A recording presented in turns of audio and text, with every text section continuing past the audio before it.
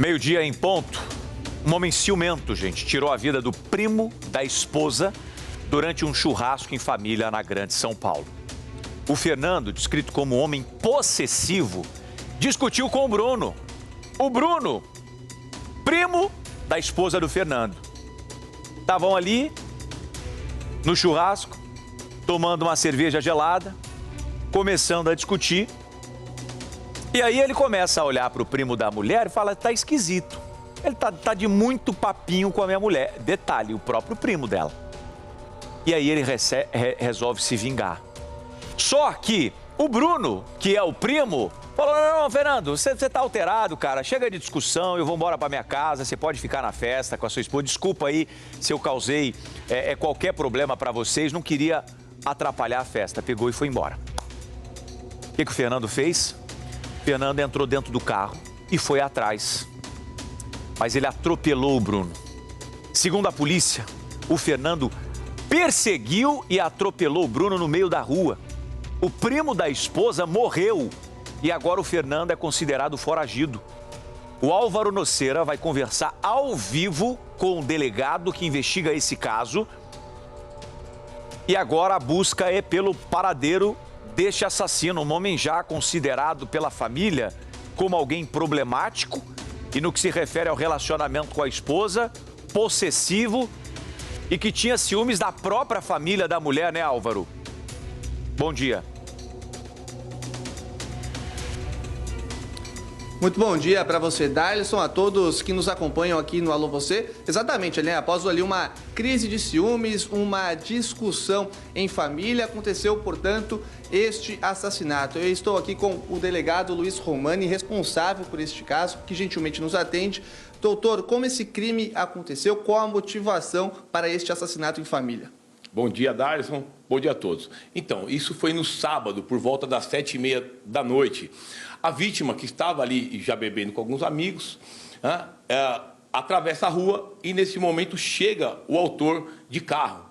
A vítima, que já tem brigas anteriores e já tiveram outras desavenças, inclusive por ciúmes, né? Veja, a mulher do autor é prima da vítima. E aí a vítima vai até o vidro e ali se inicia um início de discussão, certo? O autor faz como se fosse sair com o veículo, mas de forma repentina e violenta ele volta, atropela e joga a vítima até para dentro de um imóvel.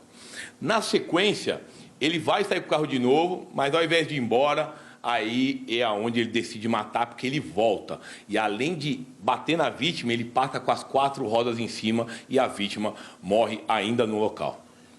Inclusive, o criminoso chega a descer do veículo e essa discussão ainda continua com a vítima caída no chão.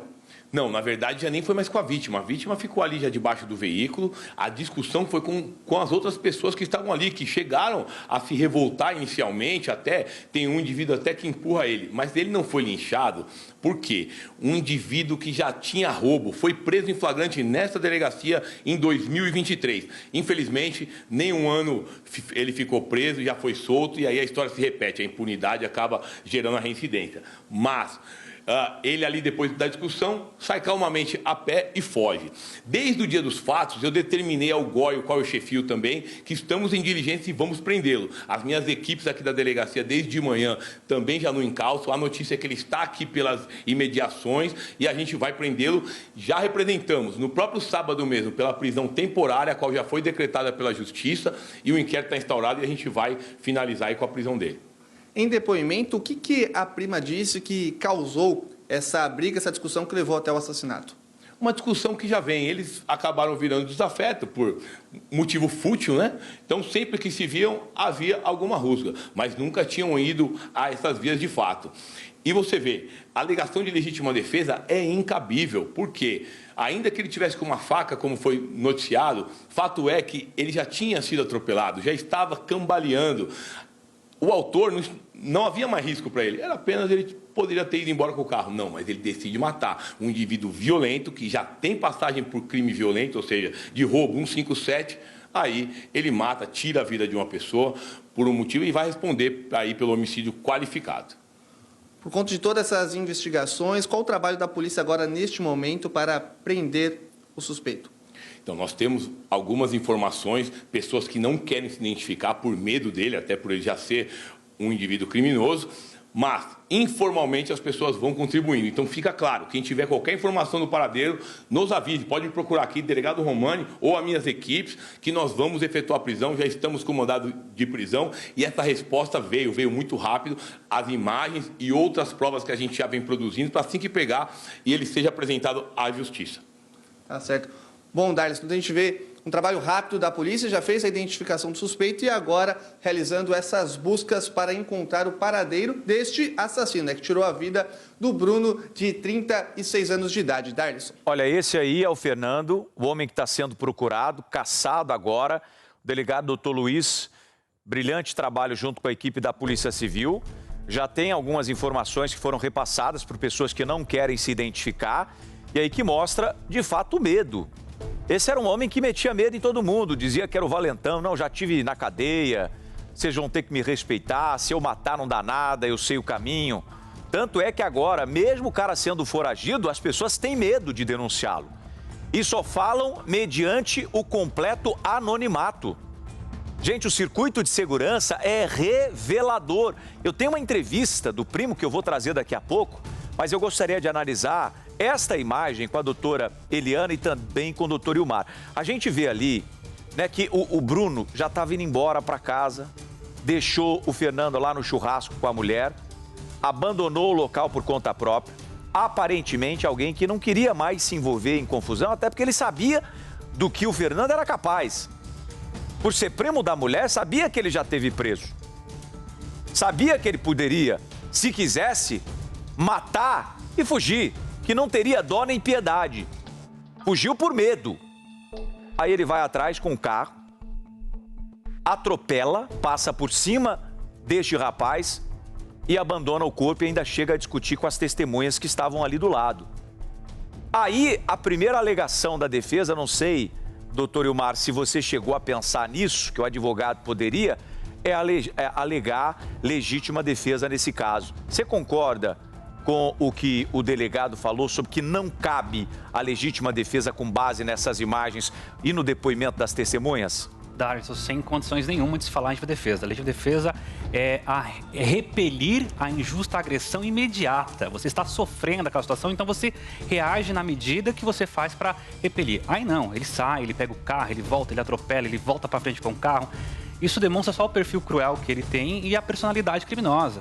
Não tem legítima defesa. A legítima defesa ela é muito clara no Código Penal. Ela é muito escrita de forma muito plana para que as pessoas possam entender. Então essa desculpa de que, foi legítima defesa, eu fiz porque estava de cabeça quente, esquece, isso não cola. Então nessa situação aí, concordo com o delegado plenamente. Doutora Eliana, nós estamos falando de alguém que já esteve no sistema penitenciário, ele vai para as ruas. O delegado, doutor Luiz, ao conversar com o Álvaro, mostrou completa indignação pelo sistema judiciário, pelas leis do país, porque um criminoso contumaz, ele tem oportunidade para a rua e me parece que cada vez que isso acontece, e essa reincidência no nosso sistema penal é muito comum, o cara se sente, doutora Eliana, cada vez mais empoderado para ele continuar cometendo crime, acreditando que não vai dar nada. Sem dúvida. Há um erro aí notório quando nós colocamos alguma pessoa na rua que tem periculosidade. Compete ao juiz e ao promotor de justiça na audiência de custódia fazer esta avaliação de modo muito claro. Eu percebi nessas imagens que até as crianças voltam para trás e saem correndo. Então ali, com certeza, ele já demonstrou a intenção de matar, falando qualquer coisa à vítima. E as crianças volta todo mundo para trás exatamente por medo. Então, não dá para alegar nada, não dá para alegar legítima defesa, né? Não tem a menor condição. Não são meios necessários, não é uma forma de você... Quando a gente fala em legítima defesa, nós falamos em meios necessários a repelir a injusta agressão. Primeiro, que não teve agressão.